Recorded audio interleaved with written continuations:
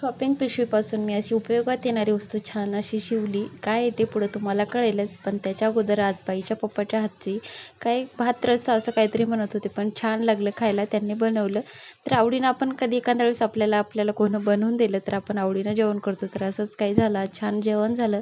परत मी माझं काम करायला घेतलं. मला म्हणजे बॉटल्स ठेवायसाठी काहीतरी जुगाड करायचा होता. तर हे शॉपिंग पिशवीपासूनच मी म्हटलं की याचंच काहीतरी करून बघूयात.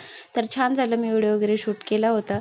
परंतु ते स्टोरेज फुल असल्यामुळे ते काही सेव्ह झाला नाही माझ्याकडून. पण इजी आहे, अवघड नाही. एक साईडचा भाग खोलून घ्यायचा आणि मधातून आपल्या बॉटलचं माप घेऊन शिलाई करून घ्यायच्या.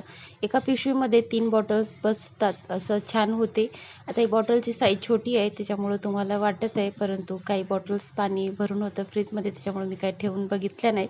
परंतु छान झालं, कारण आता तेवढ्या आपण वापरण्यात राहतात बॉटल्स, परंतु आता उन्हाळा संपला की आपण तेवढ्या बॉटल्स वापरत नाही. फ्रीजमधलं सारखं पाणी पित नाही, त्याच्यामुळं हा ठेवायला जुगाड छान आहे. आणि त्याच्यानंतर मला एक ब्लाऊज शिवायचं होतं, तर मग ते शिवून घेतलं. आता मी कपडे शिवत असली आणि बाईला मग ती बसावंच लागते मशीनवर. तिला किती काही रागवलं तरी ती काय ऐकत नाही. तिला मग थोडं खेळवत काही असं तसं घुलवत तिला मग माझं हे पूर्ण ब्लाऊज शिवून घेतलं. त्यांचं दोघांचं सारखं चालूच राहते, झालं का, किती राहिलं म्हणून.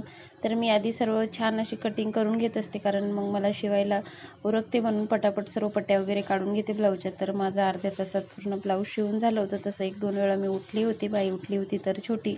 तर माझं हे ब्लाऊज शिवून पूर्ण झालं. तर असा होता माझा आजचा दिवस, कारण दुसरं वगैरे काही शूट करणं तर होत नाही माझ्याकडनं. पण हे असं काही आता शिवत असले तेच मी व्हिडिओ वगैरे शूट करत असते. बॉटल ठेवायचं जुगाड एकदमच छान आहे. तुम्ही पण एकदा नक्की ट्राय करा. तर चला भेटू उद्याच्या ब्लॉगमध्ये.